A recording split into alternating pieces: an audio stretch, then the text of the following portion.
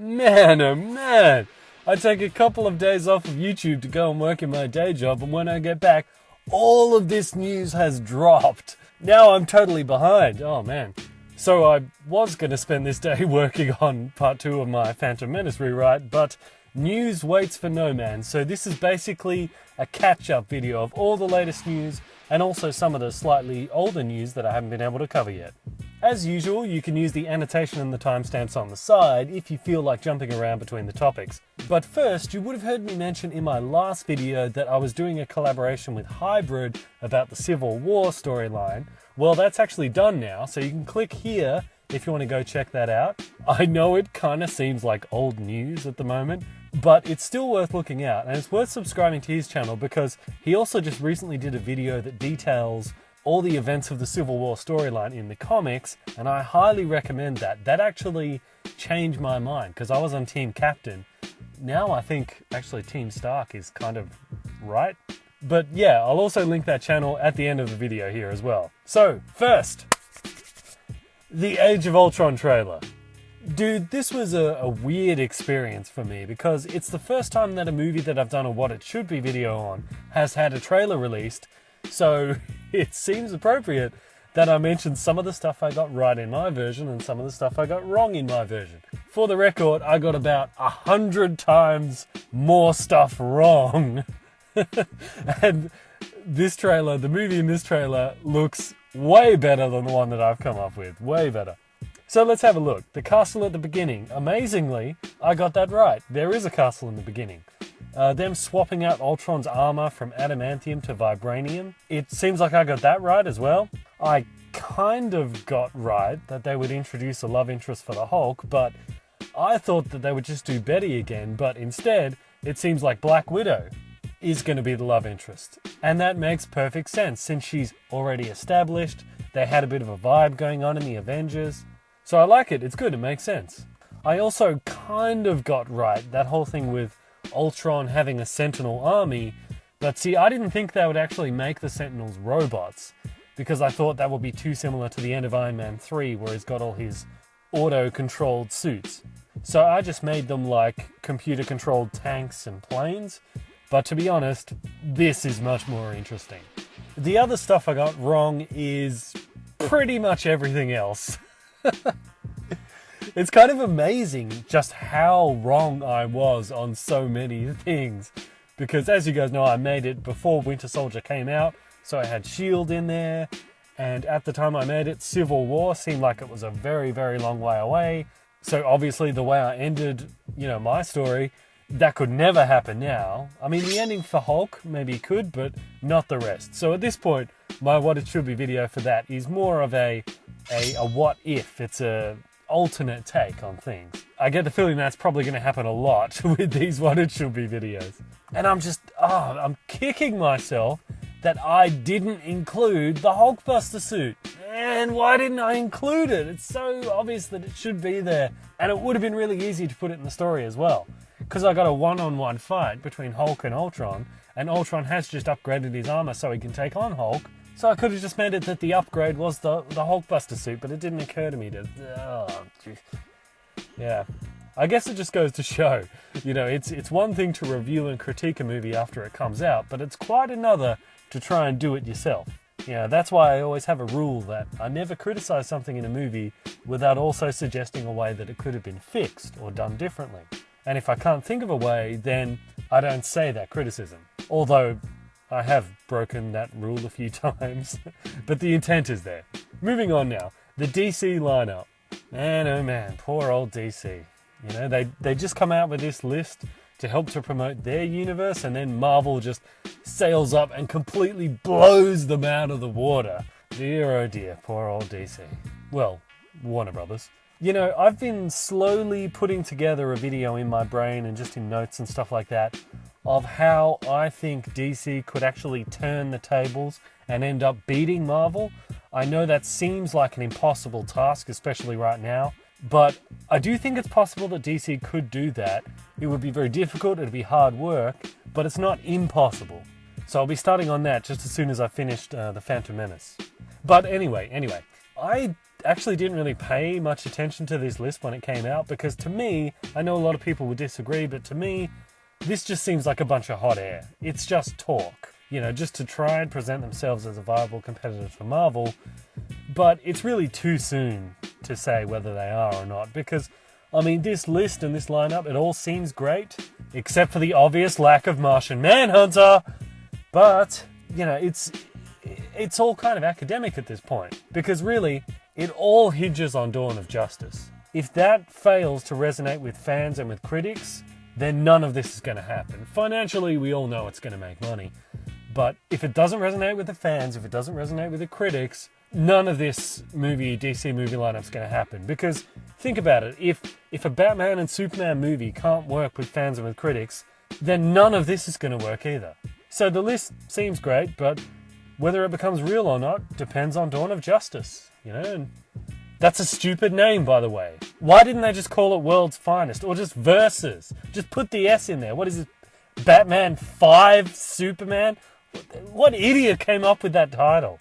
Yeah, it seems like a name produced by all the executives just feeding words into a computer to churn out mathematically what the most likely appeal to an audience of a title is, and this is just what it comes out. But of course the computer doesn't realize that it's a ridiculous title. Just get it together, Warner Brothers. Get it together, because you're seeming more and more like Sony with each passing day. And that's not a good thing. Just moving on. Doctor Strange and Black Panther. So is Benedict Cumberbatch Doctor Strange? It certainly seems that way, but then there's no official announcement. So I'm just going to jump the gun and say yes, he is. And I think that's awesome. I know the clumsy toaster will be happy with that. But I think he's a great choice. And Cumberbatch is a great team player. And he also seems to have a really good sense of humor that's going to help to sort of fit in with Marvel's universe and with their style. And Black Panther movie, fantastic as well. He's a solid actor to play him. He's a popular character. And it's good to add some more diversity to the roster. I mean, sure, we did have Nick Fury, Falcon and Iron Patriot as all African-American actors, but Black Panther will be the first, like, real, proper superhero. So that's fantastic. No Hulk or Black Widow solo movies. I can't help but think that if Marvel is holding off on a solo Hulk movie, it's because they have something better planned. Because it's uncharacteristic for them to not give the fans something that they're asking for. And we have been asking for a solo Hulk movie ever since the Avengers, so they must have something better planned, like a Hulk Guardians of the Galaxy team-up. Seems very possible to me. That's what I'm hoping for. So I'm not too worried about not having a Hulk movie, because I know they're going to use him well in something else. Yeah, I would bet on it. On the other hand, I'm actually kind of glad that we're not getting a solo Black Widow movie, because I'm all for the female superhero movie, definitely. But I never really felt that Black Widow was the way to go with it. You know, that character just doesn't seem interesting enough to me to carry a whole movie, even with Scarlett Johansson playing her. So I'm kind of glad that we're not getting a solo movie for her. Instead, we're getting one for Captain Marvel or Miss Marvel. I think Miss Marvel sort of rolls off the tongue a bit better, which I think is a much better choice for like the first female-focused superhero film. I mean, hell, they could even throw Black Widow into that if they want. Just twice the lady power in the one movie. I'd be up for that. Thor Ragnarok. Now this is where things really get interesting, because what strikes me about this news is how Kevin Feige said that this movie is going to have a huge impact on the Marvel Universe, and the events in that are going to resonate and affect the universe as a whole. So I guess they're going to give it sort of like a winter style type of treatment. I mean that in the sense that the events in that have real significance, and it will hopefully boost Thor's street cred with audiences. Because, yeah, he's probably the one who's not done the best out of all the Avengers so far. So I would really like to see him get a much better written story, much more character development, because he is a great character. I really do like Thor. But also what this makes me think about is, you know, there was that clip released where you see Captain America is able to slightly budge Thor's hammer. So let's speculate. I think what's going to happen is Captain America will die in Civil War, then in Thor Ragnarok, Thor will lose the ability to wield the hammer, either by becoming unworthy or by that he's separated from it somehow. Like maybe he's in some kind of exile where he can't get the hammer or the hammer can't reach him. So there'll be a period where no one will be able to lift the hammer, and then I think probably in Infinity War Part 1, which we'll talk about in a minute, they'll actually bring Captain America back to life with the time gem, and when he does come back, he will then be worthy to wield the hammer, and he'll be able to wield Thor's hammer and crack a few heads with it. That's what I think is going to happen. I think that seed of Captain America with the hammer is planted in Age of Ultron.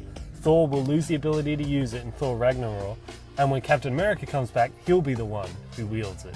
Inhumans.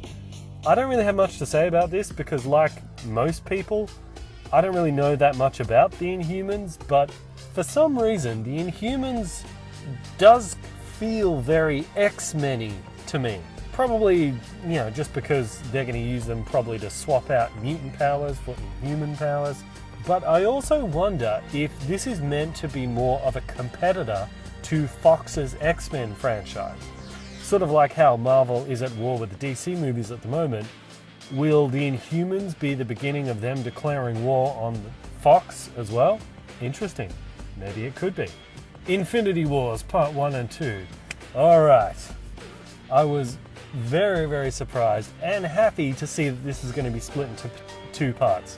Because it will be a massive storyline. Not just because of the detail and the complexity of Thanos being the ultimate threat with Infinity Gems and all that sort of stuff, but also because they're going to have to deal with like repercussions rippling over from the Civil War time, plus a possible resurrection of Captain America. No doubt the Guardians of the Galaxy are going to be pulled into conflict as well, because Gamora is Thanos' daughter and Drax is going to be wanting to punch Thanos' purple face. So splitting the Infinity Wars over 2 movies is great news, because there's going to be a lot of stuff going on there. And we don't want them to just be cramming it all into the one movie, like Dark Knight Rises. So I couldn't be any happier. I mean, well, I could be happier if Warner Brothers was getting their act together. But in terms of Marvel, I couldn't be any happier. There is just going to be so many comic book movies coming out over the next 5, 6, 7, whatever years. It's fantastic. Some people have asked though, why is it that Marvel has revealed everything? Why have they revealed all of their lineup? I think that it's because, previously with the Marvel movies, you could go and see any one of them, and if you haven't seen the others, it didn't really matter that much. But now, as things are going to be crossing over much more, movies are going to be affecting each other, the events in them, they'll be linking to each other more, it's going to become more necessary that people see all of the movies to understand it better. People will get less out of it if they haven't seen the other movies. So I think this is part of why Marvel is revealing everything. It's their way of trying to pull people into seeing all of, or at least more of, the Marvel movies, so they get more out of them when they do come. They really want to draw us all into this universe. And obviously, all of us here in this comic book community that's here on YouTube, we're all already totally invested. But other people as well, they want to draw them into the universe. So I think that's their strategy, and I think it'll work. I think it'll get people on board. So all I can say is, I am so glad to be living in this golden age of comic movies. This is like the nerd renaissance, and it is a privilege for all of us to be a part of it. So thanks for watching, and I will see you next time.